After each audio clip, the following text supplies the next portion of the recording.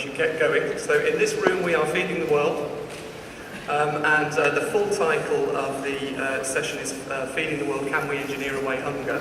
And despite the reference to engineering in the title, this is a topic that interests many and varied professions and people who work in all sorts of different areas. So there are obviously the logistical and infrastructure issues, particularly in relation to Africa. There's political turmoil and with wars and refugees being in camps being dependent on military-style rations being handed out by the UN. There's in the West there's an uneasiness about developments in intensive agriculture and GM crops, for instance.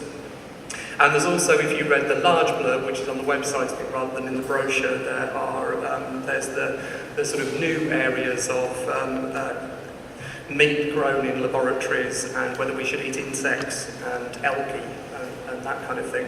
And there's also the very hot topics of food waste, which I'm sure will come up, and food banks. So you can see that this is quite a broad-ranging topic. We are not going to be able to cover everything because we only have an hour. We're going to kick things off on the panel with a bit of discussion between ourselves, and then it's out to you for your points and questions. I will try and take everyone, but it's very popular. We've got a lot of people, so if you could keep your points and questions brief, that would be great. So on the panel, we've got a diverse range of people with lots of different interests. We've got a farmer and communications expert, and Amy Jackson on my far left has been working on farms since she was at school. She runs her own farm in Oxfordshire, and after getting involved in understanding the issues surrounding the failed plan to build an 8,000 cow mega dairy in Nocton in Lincolnshire, she set up her own firm, Oxtail Specialist Communications. Her claim to fame is regular appearances on Countryfile, and she's author of Can We Learn to Love the Mega Dairy? Miguel Vega Pestana, over there on my right, is Vice President of Global Sustainability, Strategy and External Advocacy at Unilever, where his interests are focused on climate change, deforestation, WASH, which is UNICEF's water, sanitation and hygiene promotion scheme, sustainable sourcing and nutrition. And he's been doing that sort of thing for Unilever since 2001. Tim Worstel, on my right, is a businessman specialising in the weird metals, don't know what they are, a freelance journalist, most notably for Forbes and The Register, and a senior fellow at the Adam Smith Institute. His views are robustly free market, but not necessarily in favour of capitalism itself. And he's lived and worked in the UK, US, Russia, Portugal, and the Czech Republic. Rob Lyons, on my immediate left, is the former deputy editor and now columnist for Spiked, the online current affairs magazine, where he writes on a wide range of issues, but takes a particular interest in discussions on the environment, food, energy and risk. His book, Panic on a Plate, How Society Developed an Eating Disorder, was published by Societas in 2011, and he's always on the telly. I'm Jason Smith. I used to be a chef. I'm now Partnerships Coordinator for Institute of Ideas Debating Matters competition, which is a debating competition for sixth form pupils. We're going to, and I also write on agricultural issues and farming occasionally. We're going to kick things off on the panel up here, as I said, just to get things going and to get you all G'd up.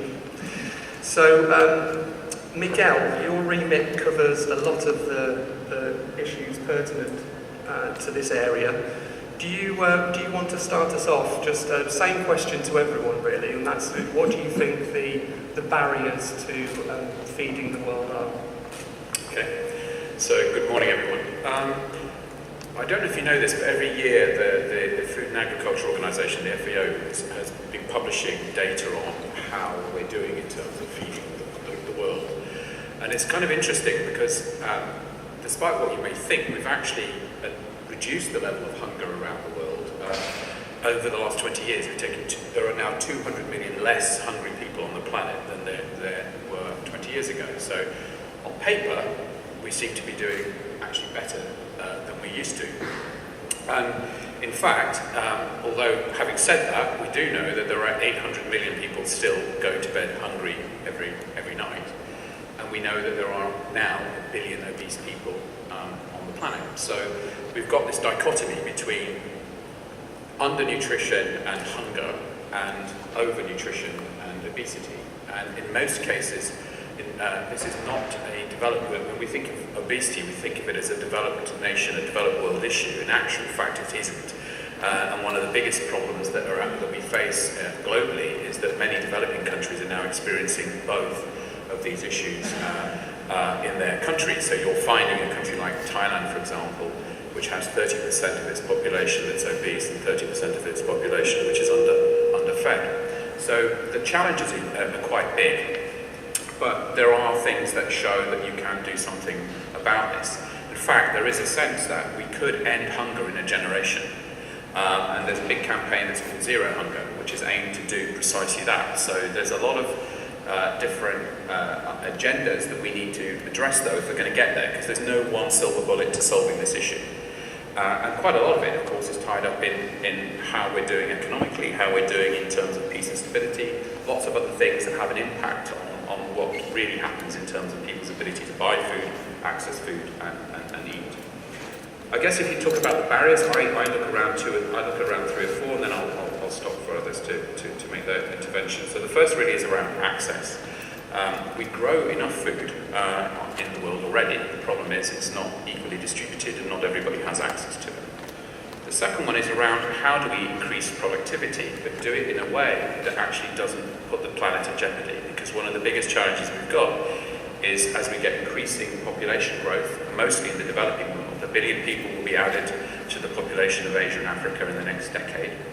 How do we do that without using more precious resource, land and resources that go within that, within the agricultural value chain?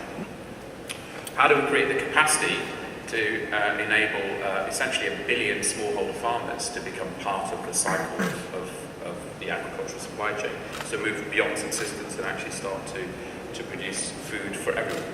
And how do we build these more sustainable value chains? That's one of the other big breakthrough things I think we have to do. We have to mainstream sustainable agricultural practices. They have to become the norm, not the exception to the rule. And the last piece for me is how do we solve the problem of food waste? Because we know that just Europe and North America each year throws away more food than the whole of Africa as a continent grows. So we've got a lot of things that we can do to address the challenges of food waste in the value chains that we have. I'll stop there. Thank you. Can I just pick you up on one thing there?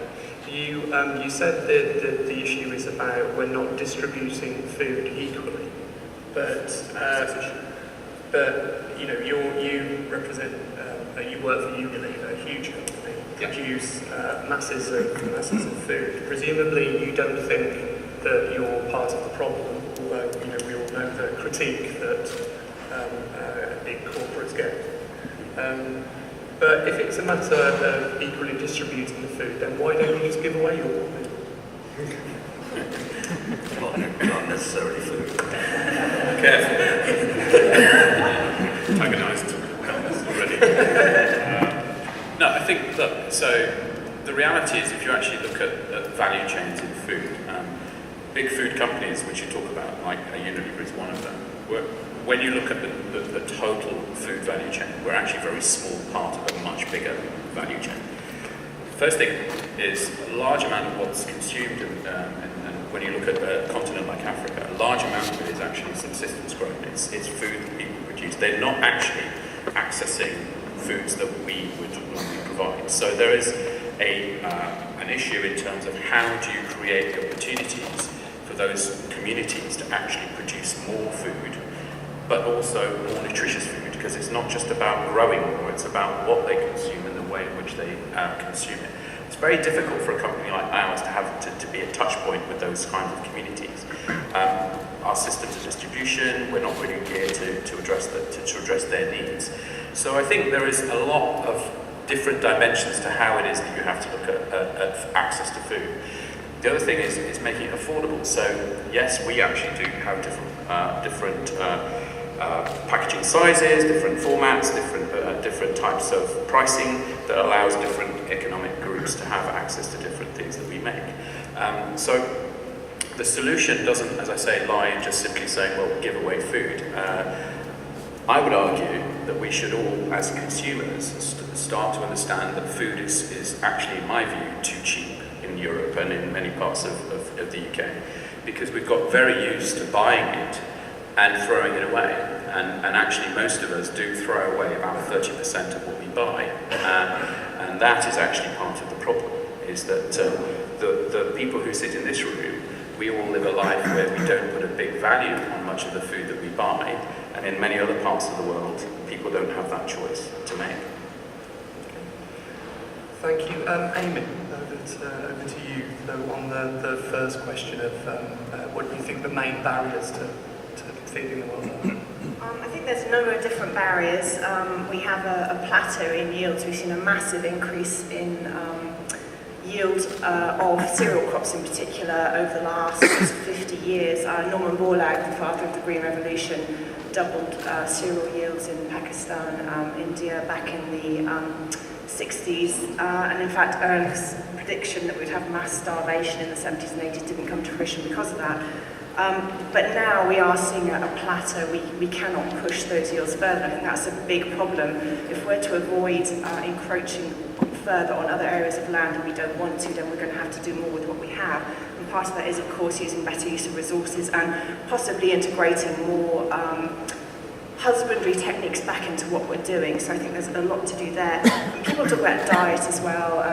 I'm constantly having debates with people about animal production, saying they're wasted calories.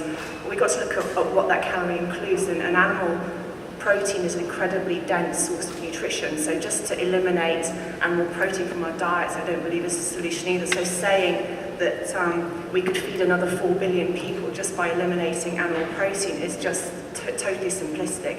And if you look at some of the issues that Miguel's talking about, you look at a smallholder in Kenya, for example, having a cow on their farm allows a daily source of income and a daily source of nutrition, which they're not going to get from cropping alone. So I think that's too simplistic. And food waste, we hear from United Nations that 1 in 4 of every calories is wasted. We waste 30% of our food, and if food waste was a country in its own right, it would be the 3rd biggest carbon emitter in the world. But again, how are you going to just eliminate food waste overnight? And I think the biggest barrier is actually preconceptions, overly simplistic attitudes, and not being realistic enough. We need to be far more open-minded about adopting a wide range of interventions and also looking at the outcomes. Don't just say, well, the solution is here, that's it. We've got to actually look at the outcomes and be open-minded and say, what is the impact on the environment? What is the impact on socially on the area? What is the impact on the animal? And be open-minded about how we can achieve this. And I think the attitude is probably the biggest barrier at the moment. But what do you think we can do about that, though? I mean, you came across this sort of, up front and personal, I'm guessing, with your work on the Nocturne dairy, the failed plan to build a 8,000 cow mega dairy, and you're working in that area now. But it's a tricky one, isn't it? Because while obviously a solution to feeding the world is to make sure we produce lots of food, the way to do that appears to be intensive agriculture, and yet people are very sniffly about it. Yeah, I don't know. I struggle. I took up the challenge of trying to communicate what was happening in Nocturne because it intrigued me on several fronts. Firstly, you're taking a largely arable area with quite depleted soils. You were reintroducing livestock into that area. You were reintroducing, therefore, the animal manure into those soils. You were using some of the plant byproducts that were produced in that area locally by feeding them back to the cows. You're producing renewable energy, and you're producing milk in an area of the country where there was the biggest area of consumption. And I was fascinated by the fact that people couldn't get over the fact that 8,000 cows would be living inside. And I was saying, well, okay, what if you actually could test the cows, you could look at their behaviour, you could build a system where they were allowed to behave naturally, and we say, well, cows belong in fields. Well, actually, cows 10,000 years ago weren't sitting in fields of ryegrass, they were foraging. So I think we sometimes think we know what natural behaviour is, and we don't, because these cows have been domesticated for 10,000 years. So what if we were able to actually gauge what does the cow want to do? How can we assess it objectively in terms of outcomes? What's the impact on local people? What's the impact on greenhouse gas emissions? That would have had the lowest carbon emissions per litre of milk in the whole country, that farm. And we're just not being open-minded enough, and I think it's education. We like to stick pictures of cows in fields on cartons, that's how it's marketed, but the truth is that a lot of cows don't go outside, there's lots of different ways of farming, and we have to actually weigh those up in terms of the impact on the animal, in terms of impact on the environment and the communities around, rather than being prescriptive and having preconceptions, and that's education and exposure, I think. I'm sure that one will come up again when we come out to the audience, so Tim, over to you. I do agree with Miguel in the basic point that he made, that we do actually grow enough calories. Every year there are enough calories to feed all the human beings who are currently alive. And when you look at the reports from the likes of Oxfam talking about what's going to happen in the future as population rises, when you actually go and read the footnotes, I'm sorry, I'm one of those people who actually reads footnotes to reports. I even go and look up where they've taken their quotes from. Sad life I lead. And we find that Oxfam and so on are saying, yes, food is going to become more expensive. That is, the price of corn or wheat is going to rise. But it's going to be a smaller portion of people's incomes. So another way, we could also say that the price of food is going to fall in the future because it becomes a smaller part of people's incomes. And thus, the real food shortage that we're likely to face is a problem of wealth. As people get wealthier, they like to eat more animal protein. They like to, people in Africa would really rather like not to be having maize meal for each and every meal, but the odd piece of pork or chicken with it would be rather nice. And so we're facing a problem of increased wealth, not actually of food shortages. The second place where I'm afraid I'd rather slightly disagree, is about food waste. Yes, we in the Western world, we do waste 20-30% of the food that we purchase. Unfortunately, when you go and look again at the footnotes of the RAP reports and so on, that includes potato peelings and coffee grounds. They're not really noticeably interesting things to eat. And the real food waste in the world is actually between the farm and the plate in the developing countries. It's more like 50% of food is wasted there. And, there was a lovely report about red onions, how they're farmed, collected and marketed in India, and they were going through 17 middlemen, and they would be piled up in great piles in the market, and people would then be hand-picking some onions out to take off to the next store, where they'd be piled up in piles again. And what we actually need to solve that problem, that 50% of food waste, is more people like Unilever. Because that's what the commodity companies, the supermarkets, that's really what we are. They're a logistics chain. The shop at the end, or the brand of pot noodle, is a trivial part in terms of economics of what's going on here.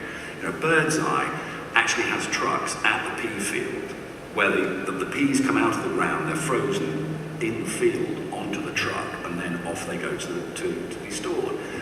That's the technology that the developing countries need. Basically, Tesco, Unilever, Walmart, they are the solution to this problem in the developing countries. And so, as I almost always end up concluding, the answer is more industrial capitalism. But you've heard Miguel say that he doesn't think Unilever is in a particularly good position to be able to help that. Did you know? No, I said that. Yes, today. Oh, today, okay. But is it not are there not broader infrastructural problems with single? Well, I used Unilever as an example because I'm sitting next to a gentleman from Unilever. I actually mean the whole technology of freezing in trucks and storing vegetables under nitrogen, so they don't ripen, and container ships bringing bananas. That whole system is what will solve the food problem. We grow enough calories already to feed 9 billion people. But we waste too much of it, so therefore let's not waste it. What else do we need to do? But Unilever are not going to build the roads in the first place, are they? No, there are some things we do need governments for. Yeah. Not many, but some. Okay, Robert. Yeah, I mean, I think this point about waste is really, really important. As Tim was saying, the wastage in the developing world is far more significant, and obviously more pressing as well in terms of actually providing food to people who actually really need it. There's a UN report about this, and one of the ways they looked at the problem was that they would take a pair of a commodity and the region and say, so for example, rice in Asia, and they did these pairs of commodities and regions and said, well, where is the waste happening and what's being wasted? 6 of the top 10 commodity region pairs were actually in Asia. So there's an enormous amount of waste going on in Asia. So the sheer volume of it dwarfs what's going on in sort of Europe and North America in terms of the volumes involved, because it's happening much earlier in the supply, the production process. As it happens, and I'll just float this one for now. People can have a go at me later. I actually think food waste in the developed world is actually a good thing, or it's a symbol of a good thing, that we're rich enough, to be able to decide to buy some food and then decide not to eat it, choose to eat something else instead. I think that's a progressive side, and also the fact that we can go into a supermarket late at night, there'll still be food on the shelves, which if it doesn't get sold, it will probably be wasted as well. The fact that we've got that convenience and we can afford that convenience, again, I think that's a really good thing. So a degree of food waste is actually quite positive in those circumstances. The real problems are economic, social, infrastructural, in terms of the fact that poverty is the bottom line. If people have got money to spend on food, then people will supply it, and the economics and the infrastructure and distribution will flow to a degree just from ending poverty. And I think that's a very positive thing as well. And so in terms of technology, because we are talking about engineering solutions, I don't think there's any kind of like whiz-bang new thing that we need to feed the world. With our existing technology, we can get that out to and develop everywhere in the world to the same standards as we already have. Then we're very comfortably feed the world and feed the world cheaply. On the other hand, I do think it's very important that we pursue some of these technological innovations, because they can allow us to grow more different foods, better food that's more nutritious, more productively, with fewer inputs, which cuts the cost to farmers and ultimately cuts the cost to consumers. There's so many ways in which there's innovation going on that we could certainly pursue. That would mean that we wouldn't have to not only worry about is there enough food, but actually making food cheap enough and plentiful enough that actually we can worry about spending money on other things in developing societies more generally, rather than just worrying about having enough to eat.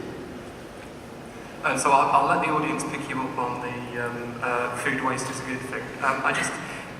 You've written a lot about the food panics, and mainly you're talking about the food panics of Western consumers, food waste being one of them, but whether we're eating the right types of things, nutrition has come on a lot already. I'm just wondering whether you see any correlation between the anxiety people experience with their food in the West and our, I guess, willingness to come up with solutions to feed people in the developing world.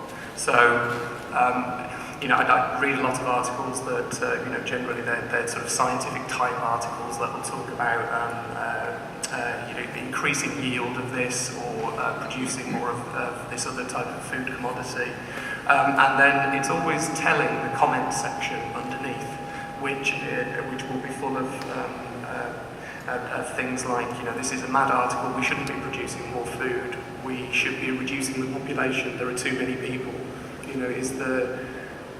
Do we have the will to feed the world, I guess, is the question I'm getting at. Well, there is fear or a sensitivity to risk informs just about every debate going on. Well, in this conference, for example, it's always there in the background, and so yeah, I mean, I think, for example, attitudes to GM are very, very interesting. So here is potentially a technology where you could, you could grow not just food more efficiently, but grow different types of food. So, for example, whether people think it's a great idea or not, the notion of golden rice, the idea of genetically modifying a staple crop so that it produces naturally in the growth process more vitamin A. Vitamin A deficiency is a massive, massive problem in many parts of the world.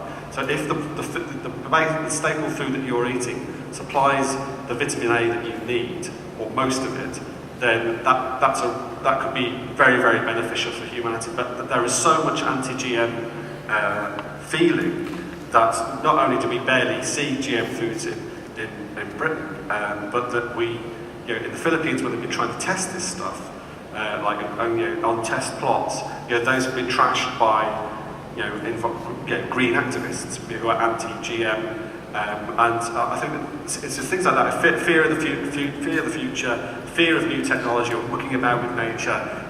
Attitudes like that are extremely unhelpful in terms of developing these ideas that can make food much more efficiently produced. Okay, over to you. Hands in the air, any points that you would like to make? Take the speakers up on anything you said that you thought was outrageous. I'll start with the gentleman here with the shirt.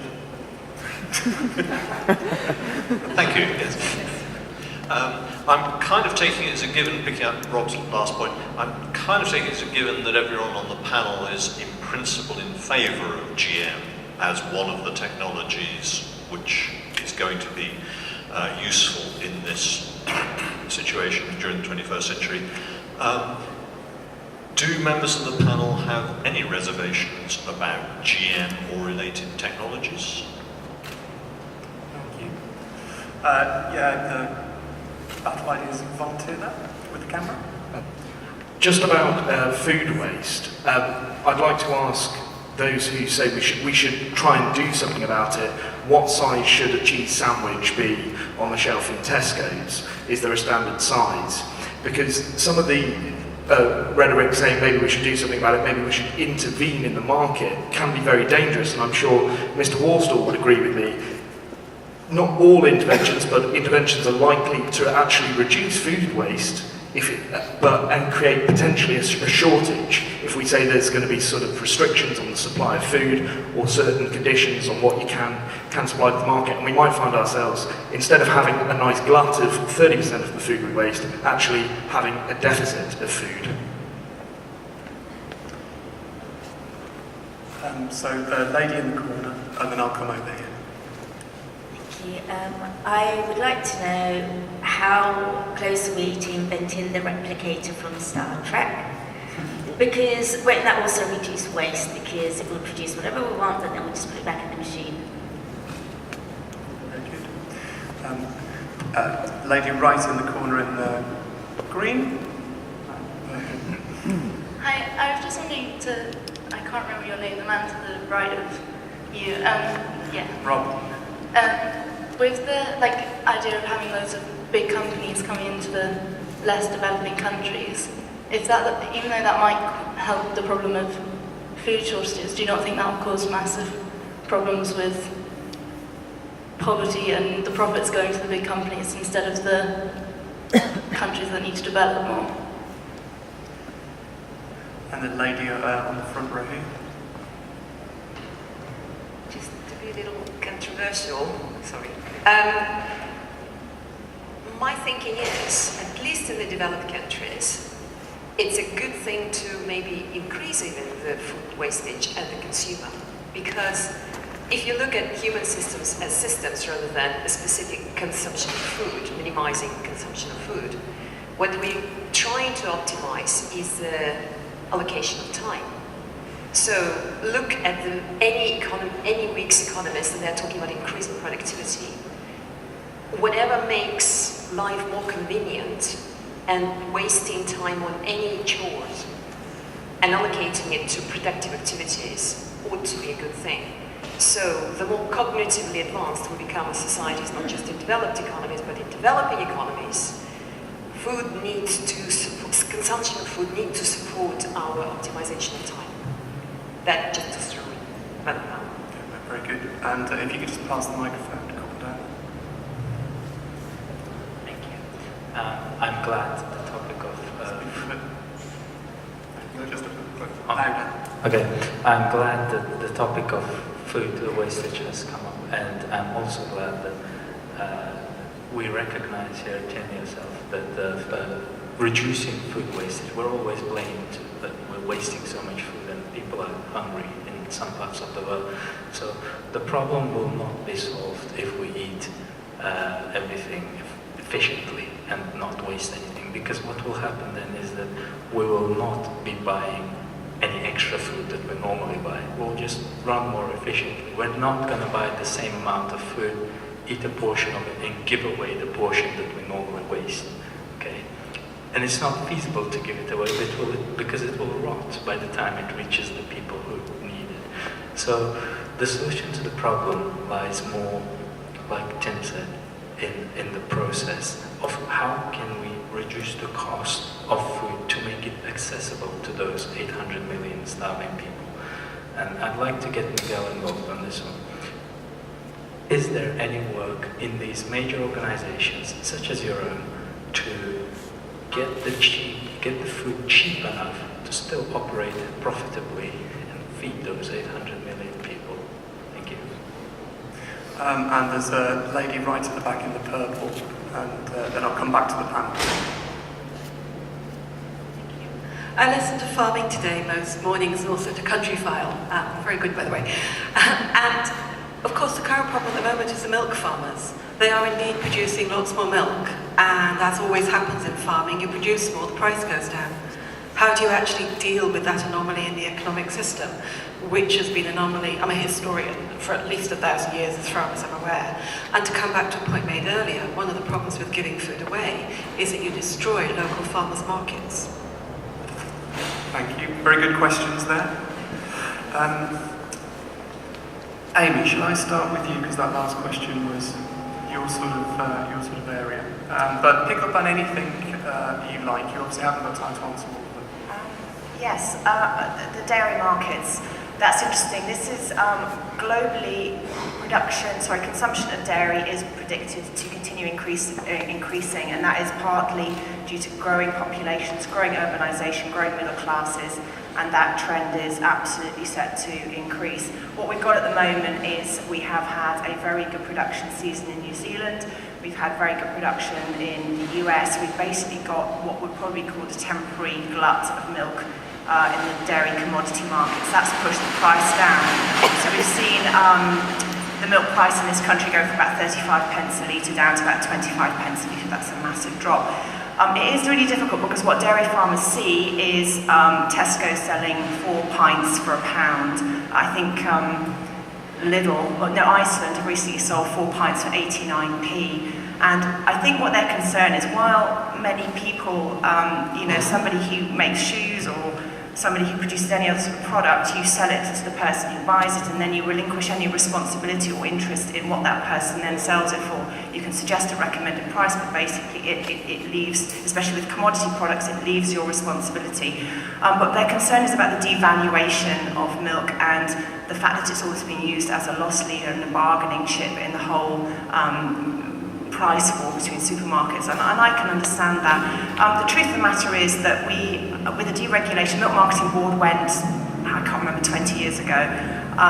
It could not continue in the kind of situation we have in the UK with more liberalised markets. It was a protection system. So it disappeared, co-ops were set up, farmers decided they largely didn't want to support co-ops, they didn't want to work together, they wanted to directly supply dairy companies, and that's how we've ended up in the situation we are today. The countries which have strong farmer-owned co-ops do tend to have more selling power on world markets, but they still are effective. New Zealand, 95% of the milk is bought by Fonterra. They equally are affected by world markets. I think what it's about is there's no solution other than really we have to be competitive on a world market. We can't protect our markets unless somebody is able to produce a value-added product. Then that is always going to affect us. So I'm not sure there is any great solution at the moment, and I think that's what the whole industry is actually grappling with, is keep efficient, keep competitive on a global basis. Sorry, that was a bit maybe sort of in depth, but... No, that was very good. So is it the case that even if you have these very big, intensive mega dairies that are pumping out huge amounts of milk, that 89p could just never be profitable? I mean, again, it's about what the farmers paid. They're being paid about 25 pence. If you're producing a lot of milk on one farm, sometimes you get an incentive, you get a bonus for that, because you don't have to have a milk tanker going to 20 farms to get filled up. You can fill up on one farm. But largely, all of the figures show that you should be able to produce milk at the same margin, irrespective of the size of your farm. You may get some economies of scale, but small farms, family-run farms, can be extremely efficient. So I think what it's about is knowing your market, being cost-effective for your market, and making sure that you're being as cost-effective as you can be. Family-run farms can be very, very cost-effective, though. I don't think we should get away from that. And also, a lot of them are adding a lot of value, and that's very profitable. But it's kind of globalisation as well. Rob, anything you'd like to pick up on? I mean, I do hear this in relation to other things as well, that scale isn't necessarily an out-and-out winner, as it were, in terms of farming. There's all sorts of complications. I do wonder if those family farms are therefore just people who are just working longer hours or whatever to make that viable. And I do think in general that we shouldn't be afraid of doing things on scale. We shouldn't be afraid of doing things on mega dairies and producing things much more efficiently. I think there may well be welfare advantages as well in doing that. In terms of, I'm just looking around at some of the things that were mentioned. Multinationals, I can point you to a session at 5:30 today, which I'll be speaking in on our multinationals, good for the developing world. Actually, there are in many ways that it's very important that you get that kind of involvement of the world market, of these big companies, to get the kind of efficiencies that you need. And actually, in terms of, it may be surprising, but actually those big companies pay better wages than local producers. You very often have better working conditions. They're actually just better for the employees involved than working for local companies, because they have the productivity that enables them to pay higher wages and offer better living standards, and then that has a knock-on effect across the rest of society. What I should have mentioned in the food waste thing that Jason asked me earlier was that one aspect of food waste in the developing world is health panics. So what happens is people go into supermarkets and they try to, they get guilty and they go, I should buy some more fruit, or like, I really should eat more salad, and then they get home, they don't really want to eat it, and it goes off and then they throw it away. So if we had fewer food panics, we'd have less food waste. I mean, let's come back to the question of technology. It's interesting how these things flip around. I remember reading in 1974 when I was 6, I got the Look and Learn annual for Christmas. I don't know if anybody else is old enough to remember Look and Learn, or if it's even still going. Got on the Discovery Channel in the comic form. And one of the ideas they were floating in that annual was the idea of, because people were going to be starving in huge numbers, was producing protein from oil. That seems an absolutely bizarre idea now, that you would produce protein from oil, or when 40 years later it's flipped around completely, you're producing liquid fuels from food. But I think we really do need to push forward on all these different fronts if we're going to solve some of these problems. And I think we need to get away from our squeamishness about new technology. Yes, just to sort of leap through the questions in some sort of order, if I can actually remember them all. GM, I have absolutely no qualms about GM whatsoever. Given that I actually share 50% of my genes with a banana, I can't really see any problems coming from what anybody's going to do about mixing genes. To the young lady about profits of the people like him going out and sorting out third world food systems, profit is a measure of value added. If you're not adding value, you don't make a profit. So the idea of somebody making a profit out of supplying food to people just doesn't bother me, because it must mean that they're adding value. To the lady about milk prices, I think low milk prices are absolutely wonderful. Adam Smith pointed out the entire point of all production is consumption. Now, I do a lot of writing to pay my mortgage and so on, and absolutely none of you give a damn what I get paid to do that writing. You might actually read it, but you don't care about my income as the producer. So why all this stuff about how farmers aren't making money? We don't care. Cheap milk is great. Government intervention into the size of cheese sandwiches. I spent the early 90s working in Russia. I was there for the last 3 months of the Soviet food distribution system. Anybody who suggests that government should be involved in the regulation of sizes or delivery or the food system, I'm likely to argue that they should be put up against the wall and shot. The lady about the replicator, the food replicator. Now, we do actually have something that is a wonderful technology for reprocessing food, waste food, into something that's then edible. It's called a pig. And it's now illegal to supply waste food into a pig for it to eat to make lovely bacon, because the government says it's illegal. Which brings me back to my point about people arguing for government intervention in the food system. I think sometimes that they should be shot. And the lady here, thank you very much for saying that you liked what I said about we should sort out the supply system rather than the food that we've already produced. That's very kind of you to agree with me. One of the 2 people in the room that did. But really coming right back to our basic point, that we have the technologies to solve the problems that we foresee. So all we need to do is apply them. Great. You haven't got your gun with you, have you? No, it's metaphorical, because I did work in the Soviet system, so shooting people is obviously a metaphorical idea. It's not actually something I'm seriously proposing. Well, normally. Okay. I don't know how to follow that. And I'm not necessarily going to go around the houses answering all the various questions that have been asked. There were some that were more specifically asked to all of us, and some that were specifically asked to me, so I'll do the best I can to answer those. The first one was about GM and whether or not we all think GM is a good idea, and my answer is yes. I think it is. But I think that the issues that surround GM, I think the way it's been commercialized is the issue. I don't think it's the technology, I think it's the way in which that technology has been commercialized as part of the problem. And I think also acceptance of it as a technology is something that we have to talk more about, and we have to engage more people with, because if people don't accept it as a viable means by which we can help address some of these really big challenging issues in terms of undernutrition. Because, by the way, we can talk a lot about, we have to understand that partly the debate on food has also to be about the quality of food. It's about the nutritional intake that people have. So it's about growing more stuff. It's about the quality of what we ingest. And let's not forget, we've still got 170 million stunted kids out there because they don't have access to basic nutrition, primarily in the first 2 years of their life.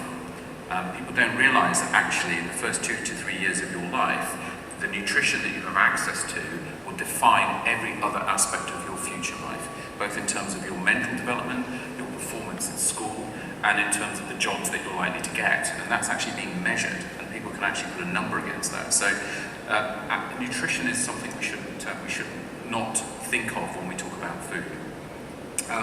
But to go to the second question that was asked about big companies coming into Africa, the reality is that food systems in Africa today, as being pointed out, aren't working.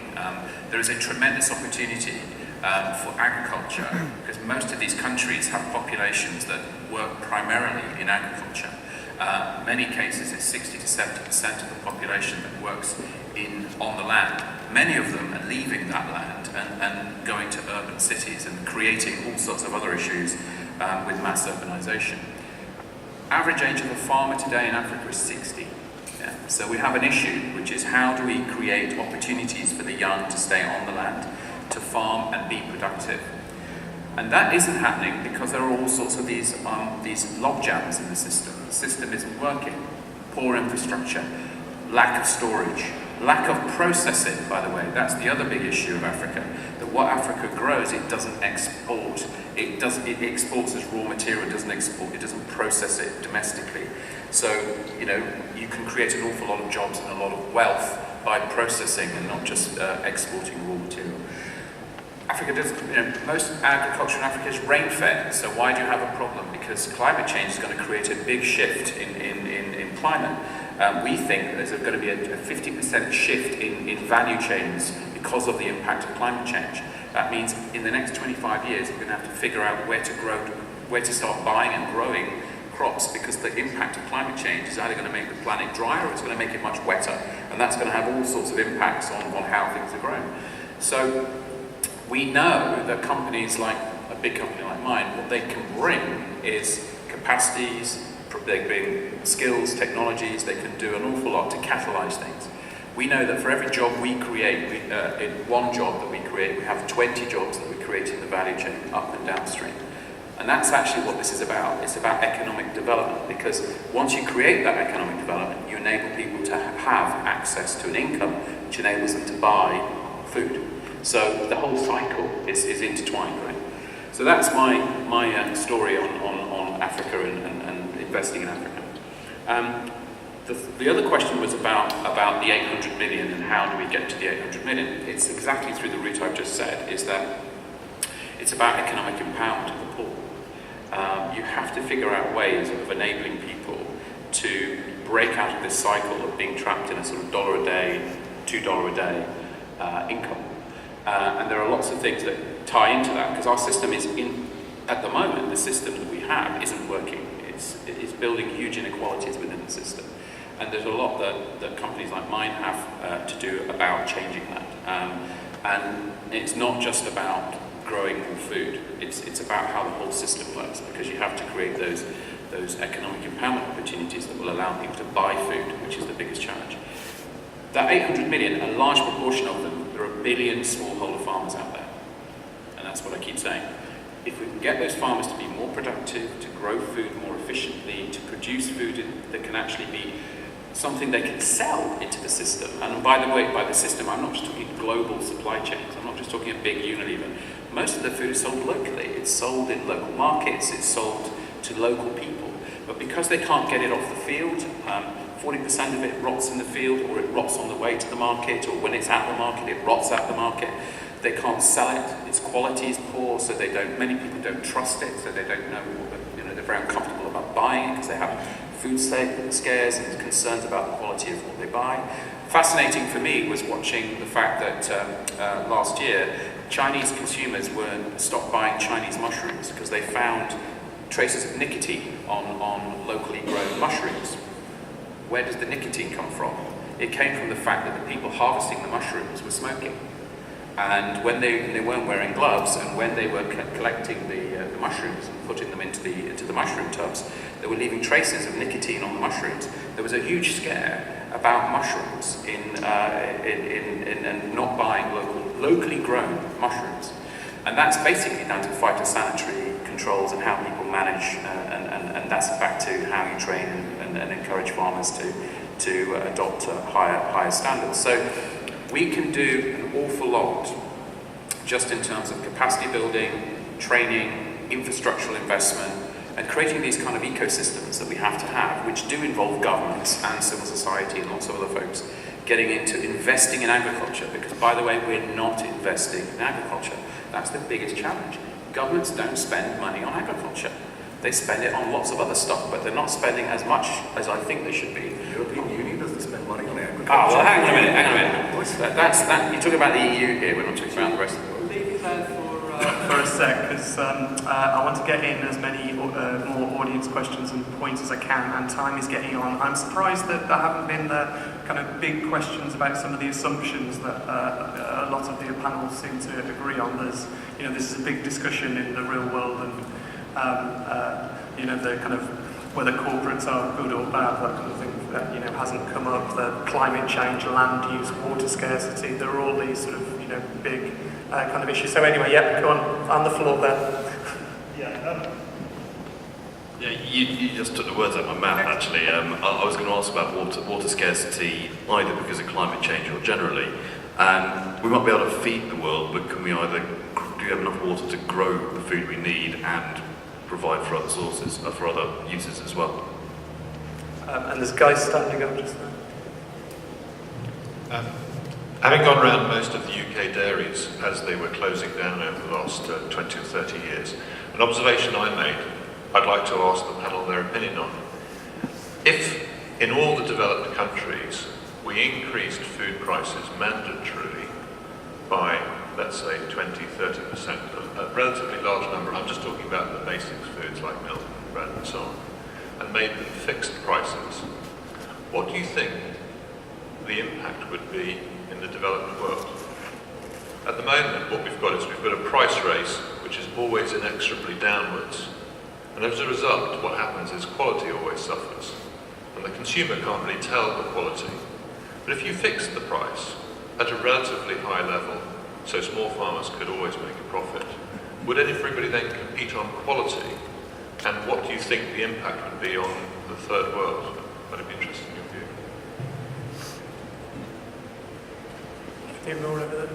The lady here. Actually, it was before you were talking about the assumptions. I'm very pleasantly surprised by the panel because I've been discussing world hunger and the idea that we grow enough food and that the world hunger actually decreases when the population is going up is not really widely known. And I'm just wondering why is it that it's not discussed openly that we manage to have less people being hungry with more people being alive, and so we must have a reason why is it happening. I mean, we must have already the technology to be able to do that, and it's not being discussed. I mean, it's always when you read the media, it's always about starving people and climate change being a problem. Some people, I mean, nobody is discussing the fact that we already have the things here, and I was just wondering why is it is that. And also, just a simple question. The starving people, most of the people we see that are dying, are very often refugees, people who are being displaced from one place to the other. I mean, there's millions of people being refugees either within their own country or abroad. I read a very interesting statistics recently that 86% of the refugees are actually in other developing countries. Countries which are supposedly don't have the infrastructure to take them up are already, in English. Basically, they're taking the refugees, so they don't have much food, supposedly, but they're taking the refugees at the same time. So I'm just wondering what is the relation between that and the world hunger. Blue rugby top. I work in science. I'm a researcher, and with regards to GM foods and things, generally within science, people are very pro-GM. We understand that it's a very good thing, very good to feed the world with. But when you go outside into the general public, it seems to be this sort of anger against GM. People seem to distrust it. And I was just wondering how we could bridge the gap, because it's obviously it seems like a good thing to do, a good thing to feed the world. But where does this anger come from, and how do we get rid of it? Like, how do we stop people being so against GM, which is a good thing?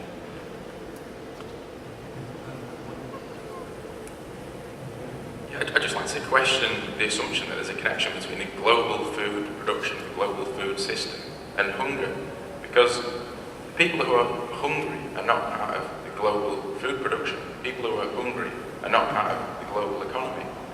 Unless you're talking about hunger in terms of price levels, which is, I'm guessing, not what people are talking about. I'm guessing what people are talking about. People who are hungry are dependent on the land as their source of livelihood.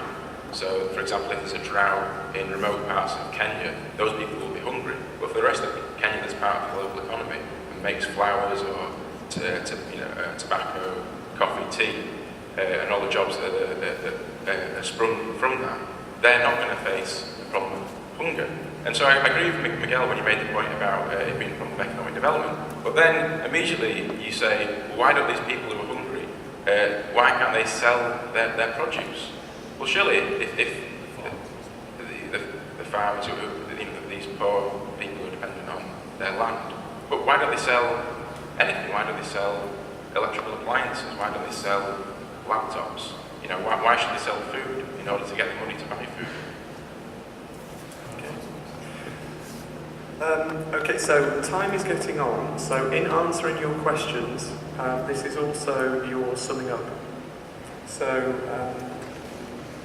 make any final points that you also want to make. So if we go in the same order that we started off on, Miguel, are you happy to go? You've Well, I'm happy, but I'll go for it.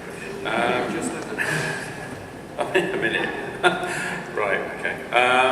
So, to go to the question, I'll start at the bottom and work up. So, on the issue of poor people selling other things, yes, the answer, of course, is they should have the opportunity to do it. But when you're effectively making most of your income from farming, and many of those people are low-skilled people or people with no other secondary income or no other means of getting other jobs, farming actually is the way out of poverty for them, and it is an opportunity for them. The way they have to do that, though, is they have to become more productive, and they have to do it in a way that then enables them to have access to a market, and market access is the issue for most of those farmers. They're very good farmers, they just don't always have access to the market or the capacity to grow. Bridging the gap with GM, actually, I think, depends where you sit in the world about your view of biotechnology. There's, here in Europe and in the UK, we tend to be quite negative. Other parts of the world tend to be a bit more positive, and then there are places in the world that are kind of agnostic. And so it isn't, there isn't a universality of view on it. But I said the reason why I think it's a problem is partly because of the way it's been commercialized by some of the companies that are selling GM seed, and I think that's an issue of them and how they go about arguing the merits of GM as a technology. If you talk about refugees and displaced people, I mean, there's an interesting thing, by the way. The definition, there is a difference between a displaced person and a refugee, as you know. Displaced means that you're in the country and you've moved from one end of a country to the other end of a country to avoid conflict. Refugee means you've had to cross a border. When you cross a border, the UN system looks after you. When you're a displaced person, nobody looks after you. You just moved from one end to the other. And we know that there are a number of countries that are least developed nations or countries that are in conflict where these issues are very, very real. And so you do have to have a specific focus on how you can help solve the problems in these countries. There are about 20 of them around the world that we really need to focus on and coming up with solutions to. The other one was on raising prices for food. That's a really difficult place to go, because basically you can't just say we're going to fix the price of food goods, because we're playing with the market system. So if you do it for food, why not for something else? Why can't we all have fixed price televisions or fixed price phones or fixed price everything that we want? And unfortunately, the world doesn't function that way. So I think whilst the principle might be good, it would have lots of unintended consequences to it. So that's the reason we haven't done it. Amy? To start on water scarcity, I think something like 90% of water globally is used in agriculture. It's a massive issue. I was horrified speaking to a colleague of mine who's just completed his NAFIL study in Peru. It was a sign of failure if the river actually met the sea, because it meant that water was being wasted and hadn't been taken up and used. And I think it's a huge issue. I think what we have to do is we have to look at cropping patterns, how compatible and appropriate those crops are, where they are. We have to look at improving soil water retention abilities, and how we actually grow things without wasting. And I think waste of resources generally, waste of water, waste of nutrients, I think around about half of nitrogen and maybe 60% of phosphorus is deemed to be wasted. So generally, resource use is appallingly wasteful at the moment, but we're seeing a massive increase in efficiency through technology, placement, precision technology in farming. So that is a really positive thing, and I think with water, the same thing is going to happen there. Fixed prices on milk. I believe in Canada they still have almost a fixed federal system on milk. I think if the average age of the farmer is 59 in Africa, I think it's something like 70 for dairy farmers in Canada. There is no new blood coming in. The whole industry is stagnated. I think that the alternative is New Zealand, where, yes, the dairy industry has rampaged across the country, but you have a massively vibrant industry with young people coming in and a lot of can-do opportunities for people to start up new businesses. So I'm not sure that fixing prices is necessarily the right way, but I think that farmer ownership of cooperatives is a very positive way of getting halfway there. I'm not going to answer the question really about displacement. I'm not really an expert in that area in any way, but I think that, again, it's back to Norman Borlaug. He really game-changed what we were doing back in the 60s, 70s, 80s.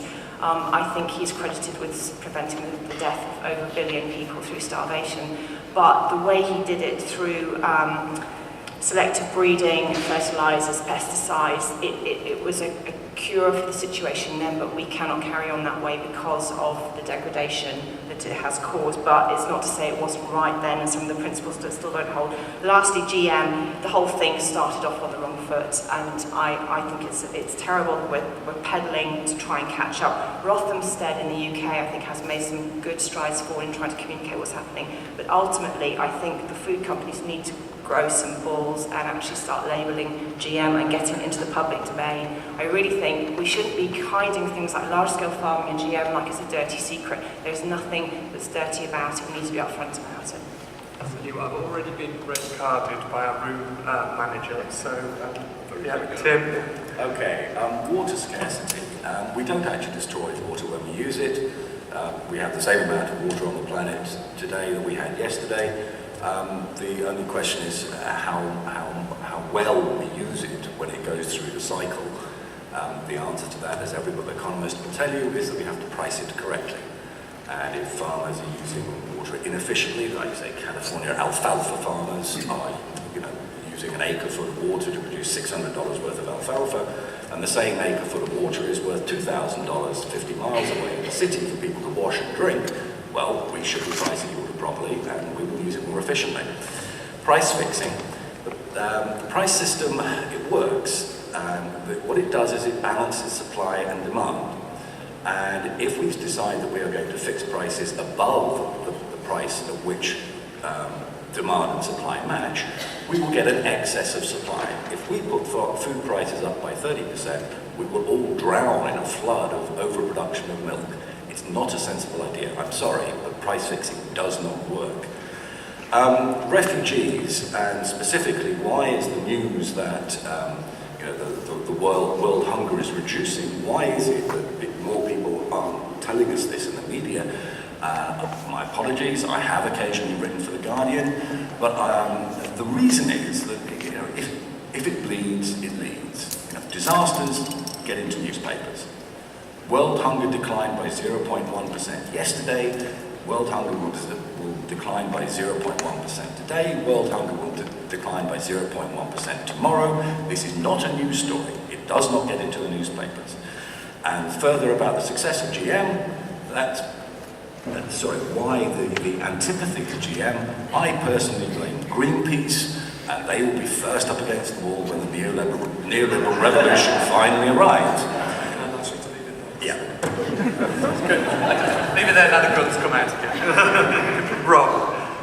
Water, echoing Tim's point about efficiency, about your whole production process. In 2012, the US had its worst harvest for 15 years. I think this is in maize. Worst harvest for 15 years because of a really bad drought that they've been having.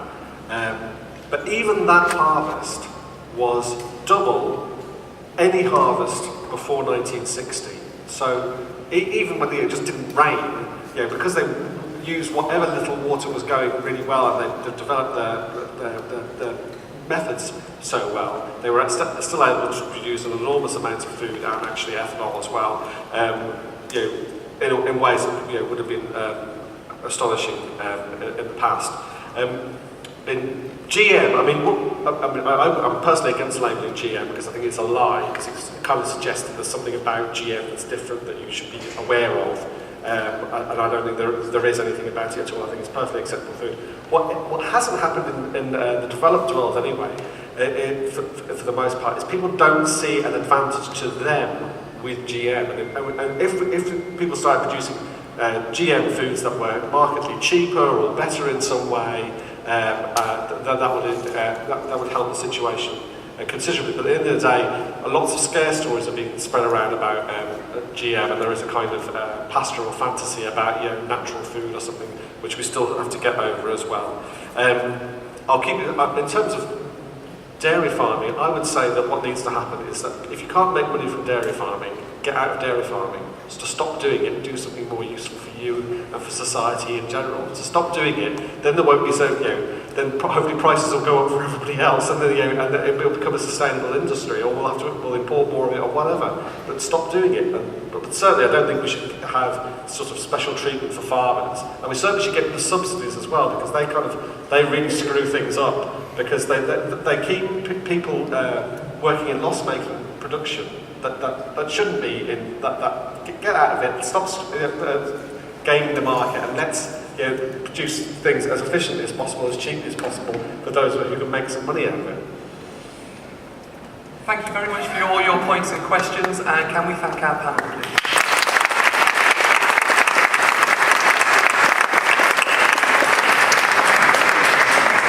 If you're staying in this room, then Rob